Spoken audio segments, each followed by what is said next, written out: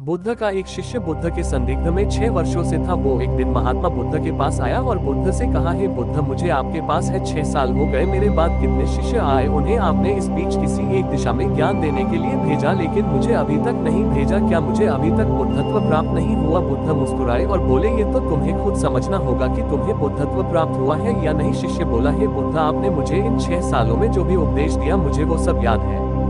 रीढ़ को सीधे पेड़ जल्दी काट लिए जाते हैं।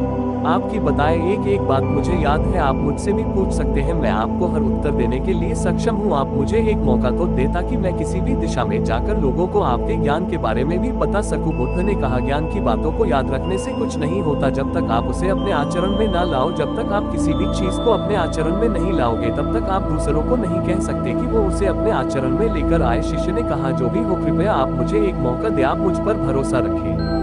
मैं सभी को अपने ज्ञान से प्रभावित कर सकता हूँ। मैं लोगों को ऐसी बातें बता सकता हूँ जिससे उनके जीवन में शांति आएगी और वो शांतिपूर्ण अपना जीवन जी सकेंगे। बुद्ध ने कहा, अभी तुम तैयार नहीं हो, जब तुम तैयार हो जाओगे मैं तुम्हें खुद सही मार्ग पर जाने के लिए कहूँगा। शिष्य ने कहा, क्यों बुद्ध, आपने मुझे इन 6 वर्षों में इतना भी ज्ञान नहीं दिया जिससे मैं लोगों को प्रभावित कर सकूं। बुद्ध ने कहा, ठीक है, तुम पूर्व दिशा की तरफ जाओ, वहाँ तुम्हें एक गाँव मिलेगा, उससे तुम भिक्षा मांग कर लाओ और वहाँ के लोगों को अपने ज्ञान से मदद करना। कल सुबह तुम वहाँ अकेले जाना और शाम को आकर मुझे बताना तुमने कैसे वहाँ के लोगों की मदद की। वह शिष्य ये सब सुनकर बेहद खुश हो गया और बुद्ध का आशीर्वाद लेकर चला गया और वह रात भर ज्ञान समेटता रहा और मन ही मन सोच रहा था कि मैं कल ऐसे ज्ञान की छाप छोड़ूंगा कि वहाँ के लोगों के साथ बुद्ध भी मुझसे प्रभावित हो जाएंगे। सुबह उठकर वो महात्मा बुद्ध को प्रणाम करने गया। उन्हें प्रणाम कर वह पूर्व की तरफ निकल गया। शाम को जब वह वापस आया तो बुद्ध ने देखा कि उस शिष्य के माथे पर चोट लगी है और खून बह रहा है। बुद्ध ने उसे पट्टी की और पूछा, तुम्हें ये चोट कैसे लगी?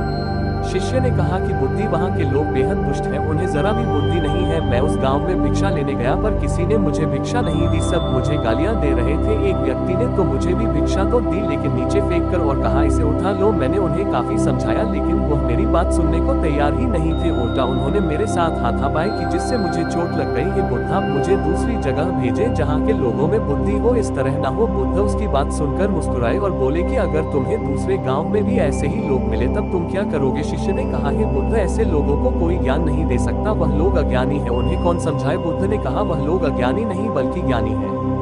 उनके पास बहुत बुद्धि है परंतु उनके पास खुद का ज्ञान है। अब अगर तुम किसी दूसरे के ज्ञान को चोट पहुंचाओगे तो वह कुछ तो कहेंगे ही। तुम्हें ऐसे लोग हर जगह मिलेंगे, तब तुम अपना ज्ञान उन्हें कैसे दोगे? बुद्ध ने शिष्य को कहा कि आज तुम आराम करो, कल शाम को मेरे पास आना। शिष्य बुद्ध को प्रणाम करके चला गया। अगली शाम जब वह वापस बुद्ध के पास आया तब वहाँ एक और बुद्ध का शिष्य मौजूद था। उनके हाथ में चोट लगी हुई थी। बुद्ध ने उस शिष्य के हाथ पर चोट देख उस पर पट्टी की और उस शिष्य से पूछा कि तुम्हें ये चोट कैसे लगी?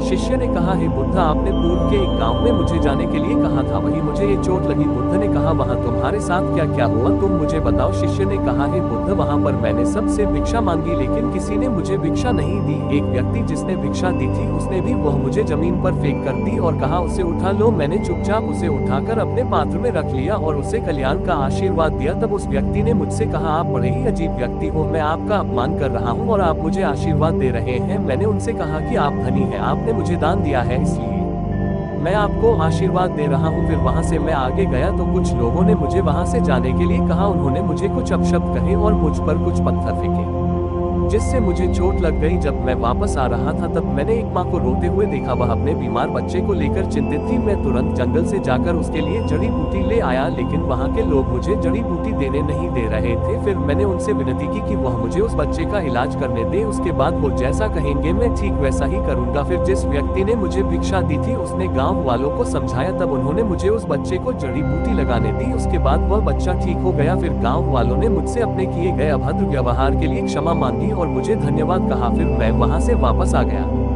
हे बुद्ध, आपसे एक विनती है, उस गांव के लोग बहुत भोले भाले और सीधे हैं, क्या मैं रोज उसी गांव में जाकर भिक्षा मांग सकता हूँ? ये सभी बात वो पहला शिष्य भी सुन रहा था। उसने ये सुनते ही बुद्ध के चरणों में गिरकर कहा कि हे बुद्ध, मैं समझ गया हूँ कि अभी मैं उस लायक नहीं हुआ कि दूसरों को ज्ञान दे सकूं। बुद्ध ने कहा, हमें बाहर वैसे ही लोग दिखाई देते हैं जैसे हम भीतर से होते हैं। जब तक हम स्वयं को नहीं बदलते तब तक हम किसी को भी नहीं बदल सकते। खुद में परिवर्तन करना बेहद जरूरी है। कोई भी बात बताने से पहले उसे आचरण में लाना बेहद जरूरी है, क्योंकि आचरण में लाई हुई चीज को बताना समझाना बहुत आसान होता है और उसे लोग बेहद आसानी से अच्छे से समझ पाते हैं। दोस्तों, आपने क्या सीखा इस पोस्ट से जरूर बताएं। निष्कर्ष, कंक्लूजन। दोस्तों, हम सभी को ऐसा लगता है कि हमने जो कुछ भी सीखा है वो हमको दूसरों को सिखाना चाहिए, लेकिन हम जाने अनजाने में दूसरों को सिखाने के चक्कर में हम कभी कभी गलत साबित हो जाते हैं। तो इसलिए दोस्तों, अगर आप किसी को भी कोई भी सुझाव देने के लिए जाते हैं, आप कोई भी चीज सिखाने के लिए जाते हैं, तो सबसे पहले आप उस कार्य को संपूर्ण रूप से और सही ढंग से अच्छे से सीख जाए। और आपको जब ये पक्का प्रूफ मिल जाए कि अब मैं इस कार्य को संपूर्ण रूप से सीख चुका हूँ, अब मैं दूसरों को सिखा सकता हूँ, तभी आप दूसरों को सिखाने के लिए जाए, अन्यथा आपके साथ दुर्व्यवहार हो सकता है और आपको क्षति भी पहुंच सकती है।